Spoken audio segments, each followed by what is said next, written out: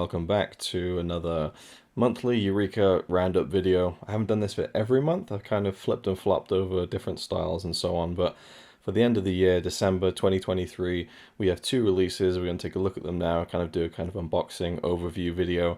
I haven't watched these yet, so I'm going to kind of get into my anticipation of both titles. I haven't even done a announcements video for December 2023, so I'll cover my thoughts on my anticipation of both of these titles in this video and go over everything that's on them and why I think they're two really, for me, exciting releases. So let's get into it. So the first one we have here from Eureka, and it's the Eureka Classics, not the MOC line, is Casino Raiders. So this is part of the kind of gambling cycle of Hong Kong movies that came out in the late 80s. There's God of Gamblers and so on. I think that spawned many sequels and kind of a parody with Stephen Chow.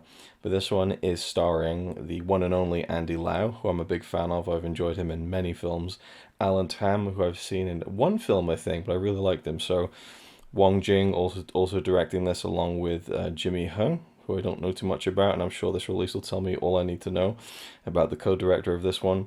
Really nice slipcover. I just love the kind of dark design with the red and the black and the kind of the card table and the cards coming through here. Really cool with Andy Lau front and center.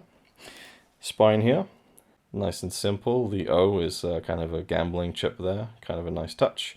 And on the back we get all the information and the synopsis. So the slipcase is limited to the limited edition, of course, which is some artwork by Go Kaiju. We have the original Cantonese audio track, English subtitles, brand new audio commentary with Frank Zheng, as can be expected on these Hong Kong releases, the man himself, and then also another audio commentary with Mike Leader and Anna Venema.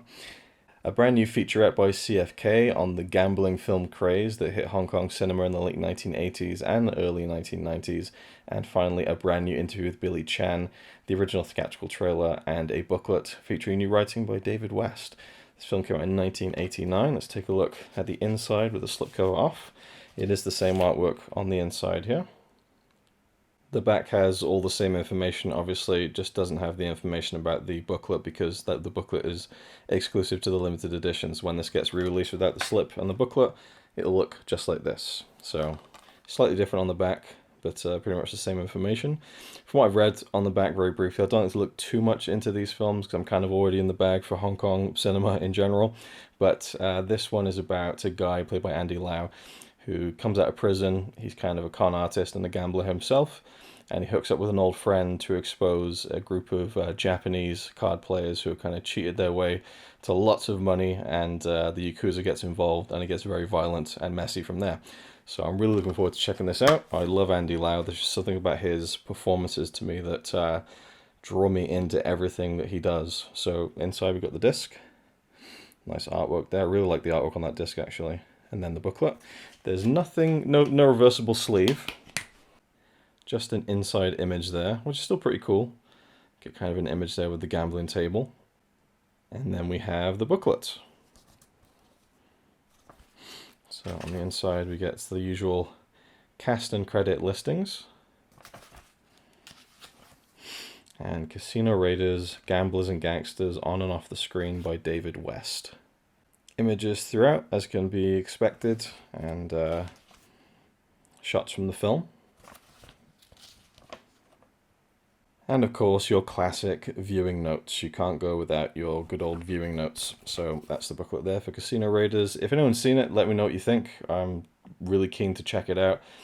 Kind of a different slice of kind of the Hong Kong sphere, I suppose. I haven't really seen one of the gambling movies yet, so I'm intrigued to kind of see what the feel and flavor of them is.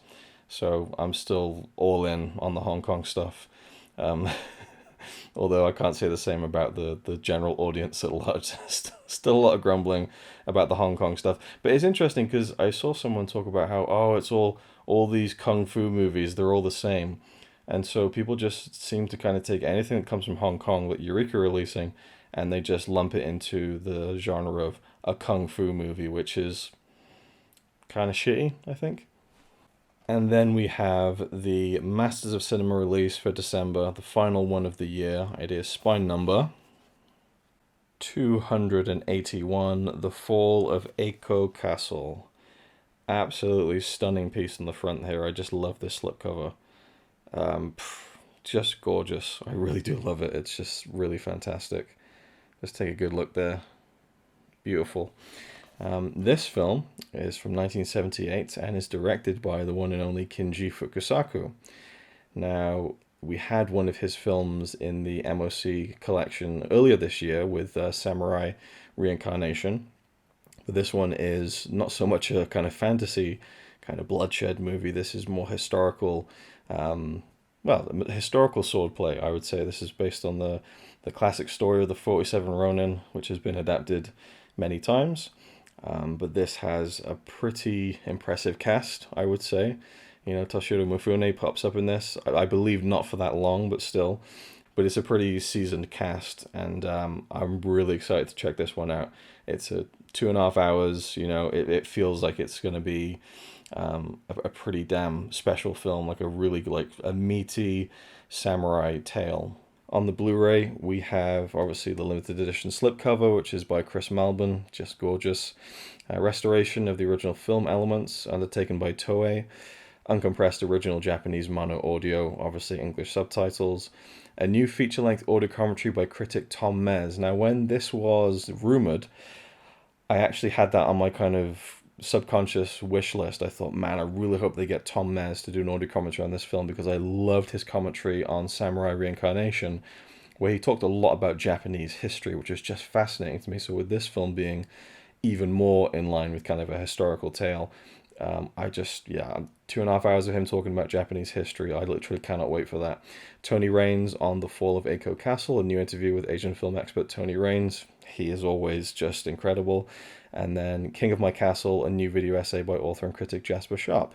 Reversible sleeve and a collector's booklet featuring a new essay on the film by Jonathan Clements and a filmography of the works of director Kinji Fukusaku. So let's tear ourselves away from the gorgeous slipcover for just a second and have a look on the inside and check out the other artwork. So this is really cool. We get kind of an alternate style here. We have the leading man himself, who was the main star in Revenge, which was an incredible film, also in the MOC line from earlier this year. And his name is Kinosuke Yorozuwa.